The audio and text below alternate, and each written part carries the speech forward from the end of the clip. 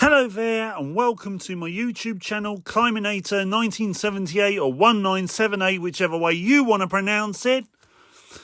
Today, I'm going to be reviewing a rather overlooked, in fact, very overlooked, old video game from about 20 years ago. It was only released on PC and Apple Mac computers. It's the one that you see right in front of you, called The Movies. Now, for those who are not aware, which is probably quite a majority of the fan base out there, and also the video gaming culture of all generations, The Movies was a movie-making simulator, but it had a bit of a twist to it, which made it unique compared to a lot of movie-making simulators of the mid-2000s. See, the mid-2000s period was going through an era where they focused less on the creating your own animated movies perspective, and more about helping you to get an idea on what it's like to be in a role like, say, the producer type or the director of a movie studio. Now, that may appeal to some people, but a lot of people like myself actually like to create animated films. Now, with the few animated simulators that are made today, a lot of them are very technical and require a lot of computer scripting and all that, which I don't know how to do. But The Movies PC game from 2005 made it nice and simple for you to pick up and learn. And there was two ways you could do this.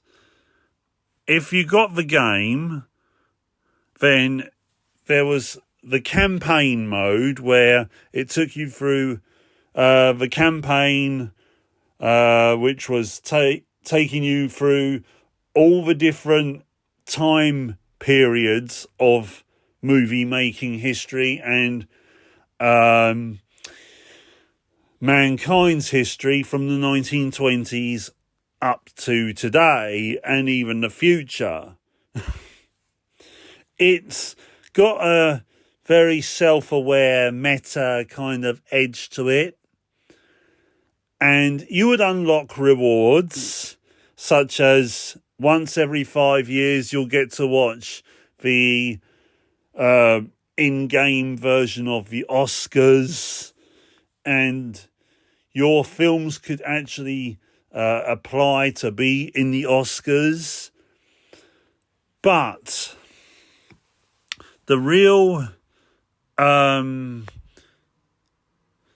prize of this game, the real pull towards it, was actually the sandbox mode, which is the free roam mode, and it gave you something like the option to have up to $10 million in game right from the start. You could pick whichever time period you wanted to start in. It could be 1920s, 1930s, or even the 2000s. And you could have all the technology up to date. You know, you could literally make the movie you wanted to make. And it really came into its own when the expansion pack, Stunts and Effects, came out. Something like 6 months later in 2006.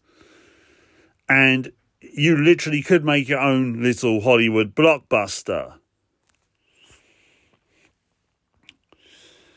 However, the thing is, the film did have the movie making simulator did have some problems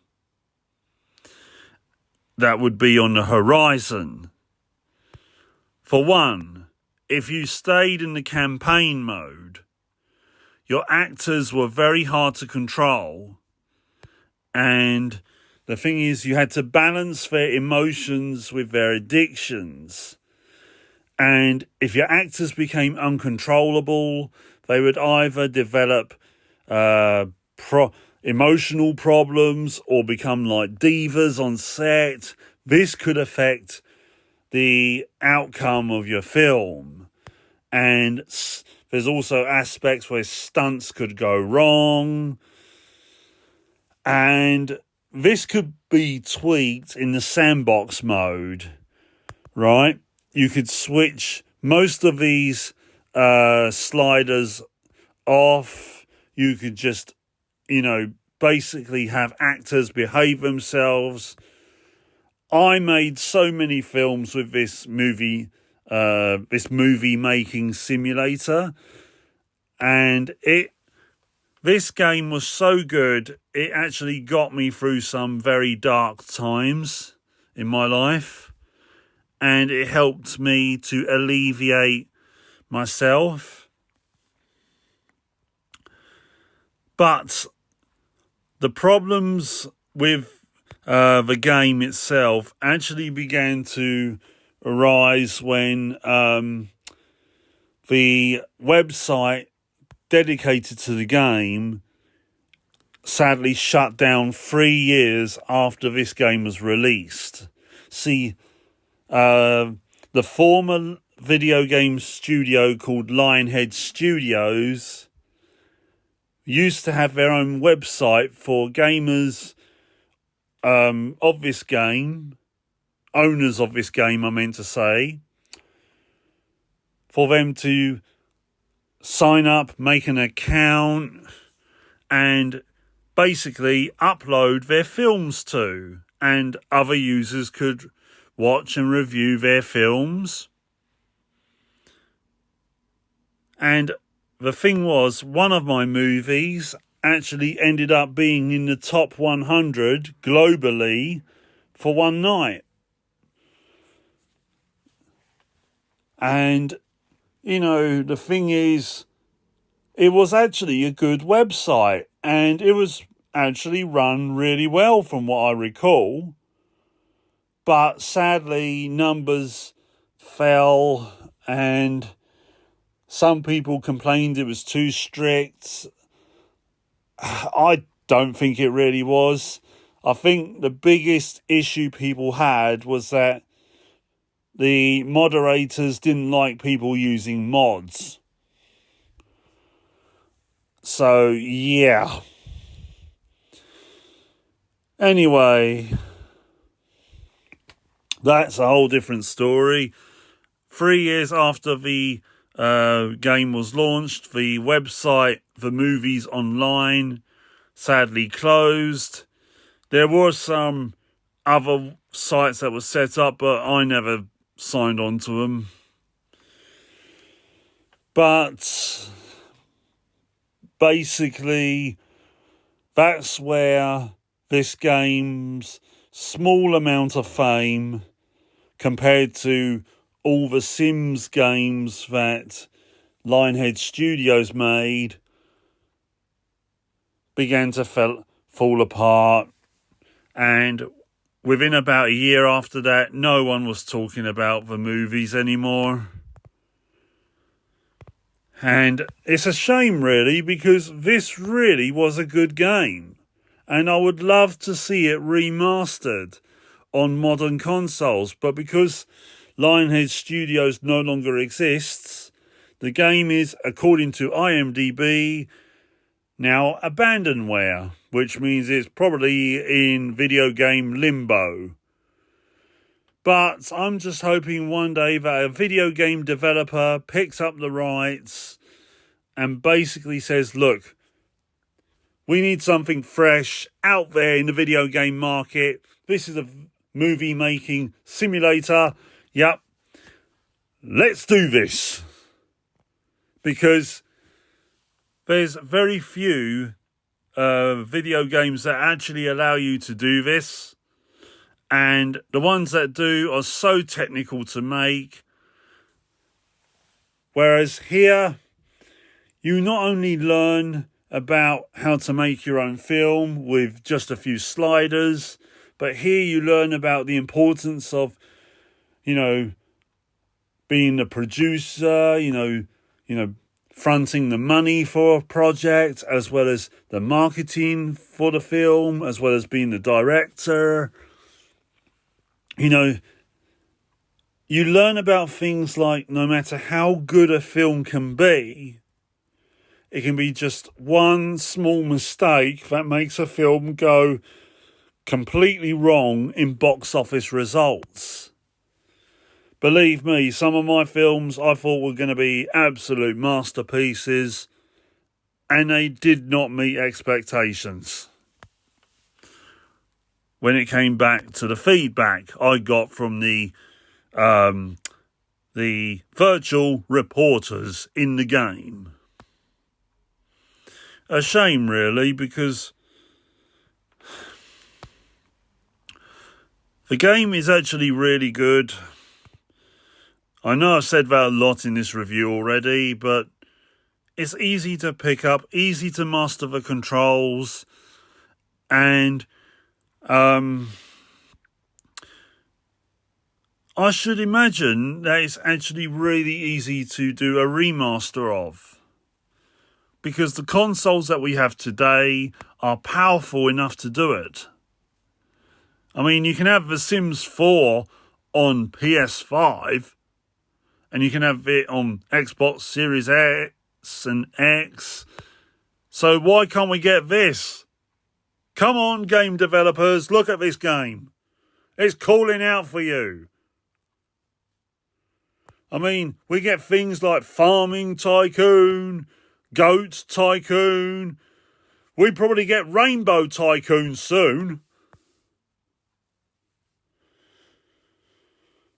But the movies is horrendously overlooked. And also, a little bit of trivia is that if you got the issue of PC format in November 2005, I think it was, or October 2005, about a month before the game released, you actually got a demo of the game which allowed you to unlock an actual ability in the actual full product.